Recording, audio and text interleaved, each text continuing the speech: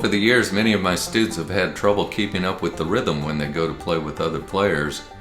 And this is especially true for those who are starting their banjo journey later in life. In this video, I'll share some of the ideas as to how to simplify things to where you can jump in and play along.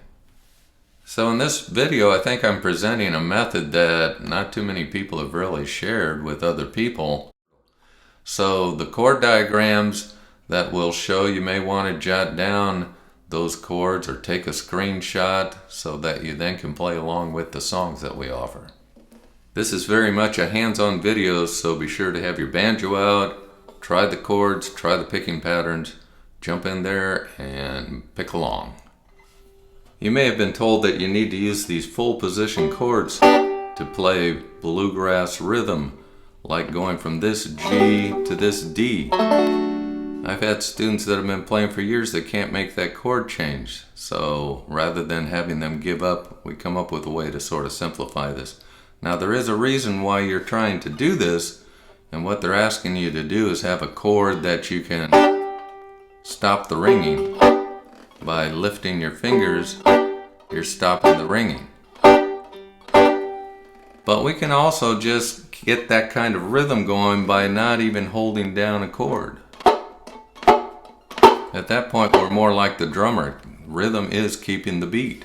So yes, we'd like to have the chord, but sometimes just keeping the rhythm. 1, 2, 3, 4, roll in my sweet baby's arms. One other little trick that you hear players play to keep up with the speed is to simply play on beats 2 and 4 on what they call the offbeat. 1, 2, 3, 4, 1, 2, 3, 4. The bluegrass rhythm picking pattern is often described as a thumb on string 4, followed by a pinch of thumb, index, and middle on strings 3, 2, 1. Which is a little bit tricky to coordinate. I find it's easier if I go thumb on the 4th string, index middle on strings 2 and 1, followed by thumb on 3rd string and another pinch. And you can control the volume by just moving your hand up. You can see I've done that a few times over the years, and you get a softer sound. So part of the reason they want you to use these closed chords is they do make less volume, but you can do that instead of just pick lighter. And be sure your right hand is moved up towards the neck. One way to cheat on your C and D chords at high speeds is to simply play each of them as a bar. The C would be a bar at the 5th fret, the D a bar at the 7th fret. So let's now go back to the pattern that I showed you, which was the thumb on the 4th string, pinch, thumb on the 3rd string, pinch. And we'll give you a practice track to play along with Roll in My Sweet Baby's Arms at 240, which is rather brisk, but you should find that you should be able to get that coordination going. So give it a try. Roll in my sweet baby's arms, roll in my sweet baby's arms, lay around the shack till the mail train comes back, roll in my sweet baby's arms.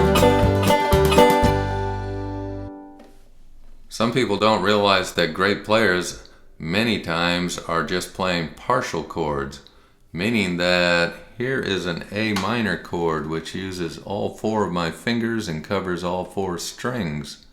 But when Earl Scruggs played the Ballad of Jed Clampett,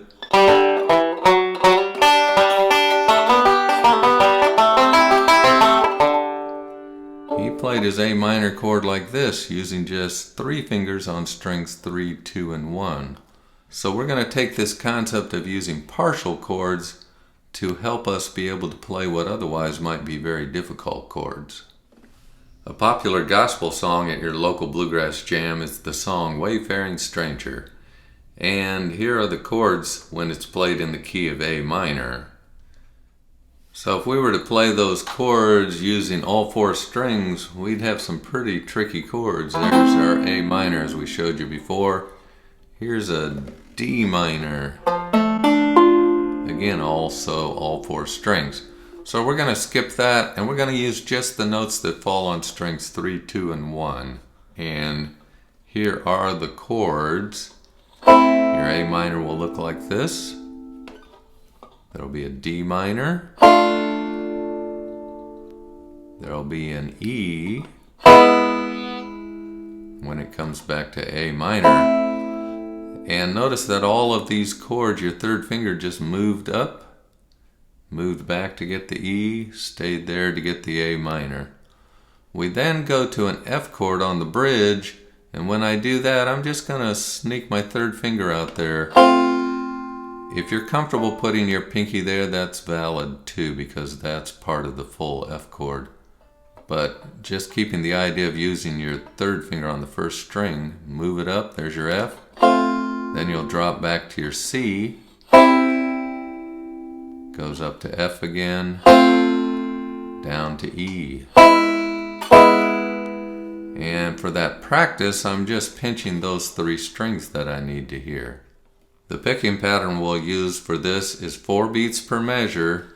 Instead of alternating between strings 4 and 3, we'll only use string 3. So it'll look like this. 1, 2, 3, 4 for 1 measure. So now we're going to put all of this together with a practice play along track. And you'll see my hands doing it, and you'll also see the chords go on the screen. I'm just a poor wayfaring stranger, traveling through this world of woe, and there's no sickness, toil or danger to that bright land to which I go. I'm going there to see my mother. I'm going there, no more to roam. I'm only going over Jordan. I'm only going to my home.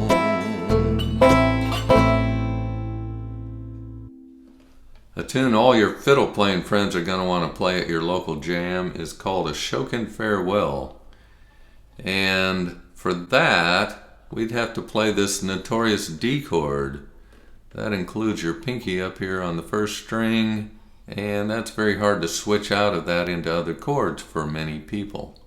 So we're going to focus on just the notes we need on strings 4, 3, and 2, and also include open strings. So our D now will look like this as we begin the chords. And as we go through it, we need a D7,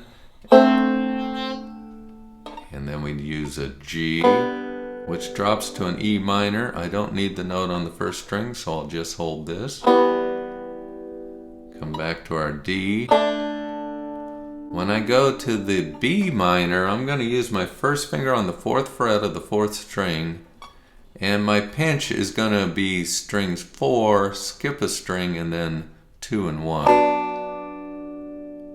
And the reason I'm using my first finger is the chord that's going to follow it later in the song. This time it goes to G and then A, but later it's going to go directly to the A, so my first finger can just slide down to that.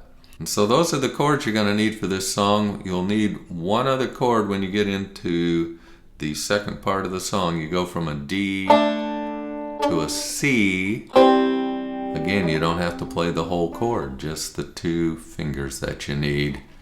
The picking pattern for this one is going to be waltz time, so it'll be thumb on the 4th string, pinch, index, and middle on strings 3 and 2. We call that the um-pa-pa rhythm. So now you get a chance to play along with this very beautiful song.